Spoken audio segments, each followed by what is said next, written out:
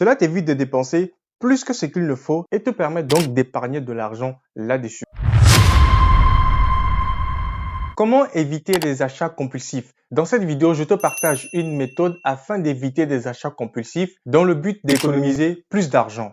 Il s'agit d'une méthode assez logique, une méthode de bon sens qui s'applique sans contrainte particulière et qui fonctionne très bien. Il nous est tous déjà arrivé d'acheter quelque chose alors même que 10 minutes avant l'achat, on n'avait ni planifié ni l'intention d'acheter cet article. Il s'agit donc là d'un achat compulsif, car si tu n'avais pas prévu d'acheter cet article, c'est certainement parce que tu n'en avais pas besoin. On achète des choses encore et encore, des choses dont on n'a pas besoin, sans se rendre compte qu'on réduit fortement notre capacité d'épargne. Ce qui se passe à ces moments-là, c'est que notre côté émotionnel prend le dessus, prend toute la place sur notre côté rationnel. Notre côté rationnel est automatiquement désactivé et l'émotion du moment prend toute la place. Ces situations se présentent généralement lorsque tu rentres des cours, lorsque tu rentres du travail, lorsque tu vas te balader. Bref, lorsque tu t'attends le moins à tomber nez à nez avec les offres du marché. On tombe donc sur des expositions d'un magasin et notre attention est facilement happée à la vue d'une belle paire de chaussures, d'un beau costume et pour les femmes d'une belle robe, d'un collier ou encore, j'allais oublier, sur le dernier iPhone.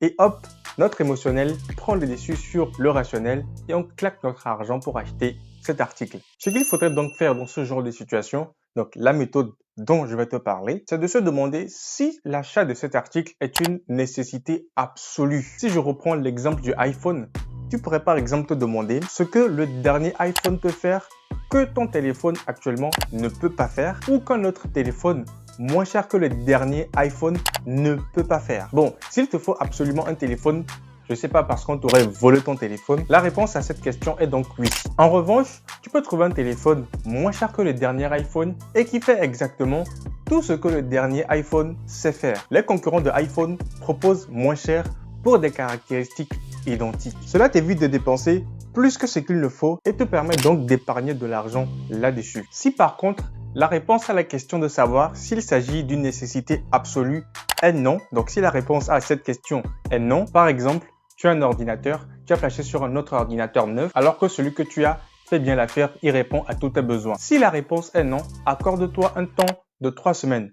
Pas pour y réfléchir, non, surtout pas, car tu vas te trouver toutes les raisons pour l'acheter au final. Ces 3 semaines sont nécessaires pour laisser le temps au rationnel de reprendre le dessus sur l'émotionnel. Le rationnel viendra te rappeler que tu as déjà un ordinateur qui répond à toutes tes demandes. Il te rappellera même que si tu n'avais pas aperçu l'offre du nouvel ordinateur, tu ne serais pas là en train de te demander s'il faut que tu l'achètes ou pas. Et au final, tu finiras donc par ne pas acheter ce nouvel ordinateur et c'est là que tu comprendras qu'il s'agissait d'un achat compulsif. Et voilà, c'est la fin de cette vidéo. Je tenais vraiment à te partager cette méthode. N'hésite pas à mettre un pouce vers le haut si tu as appris quelque chose et en retour, moi, ça me ferait énormément plaisir. D'ici la prochaine vidéo, n'oublie pas que tu dois passer à l'action, peu importe les défis. Allez, ciao!